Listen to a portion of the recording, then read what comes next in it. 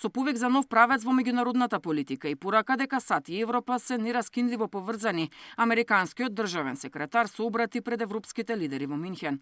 Говорот на Рубио, кој носи олеснување во затегнатите трансатлантски односи, повеќе пати беше прекинат со аплаузи, иако на моменти испрати јасни критики кон Европа, особено за безбедносните и миграциските политики.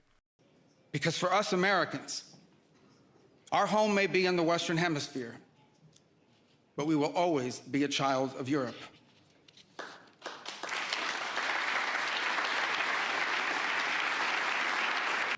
The reason why, my friends, is because we care deeply. We care deeply about your future and ours. And if at times we disagree, our disagreements come from our profound sense of concern about a Europe with which we are connected, not just economically, not just militarily. We are connected spiritually and we are connected culturally. We want Europe to be strong. We believe that Europe must survive.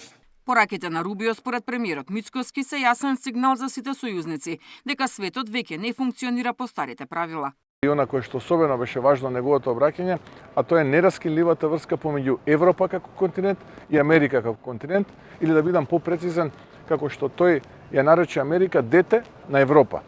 Она кое што тој го порача и беше негова главна порака е дека како партнери и како пријатели треба да продолжиме да соработуваме во светот и не само во рамките на НАТО алијансата, туку и заедно да ги решаваме сите оние безбедносни предизвици, но и економски предизвици кои што се исправени пред нас како два различни континенти, Европа и Америка. Мицкоски на вториот ден од безбедносната конференција во Минхен оствари повеќе средби. Европската интеграција на Македонија била во фокусот на разговорите со првиот човек на Европскиот совет Кошта и со холандскиот премиер Схов.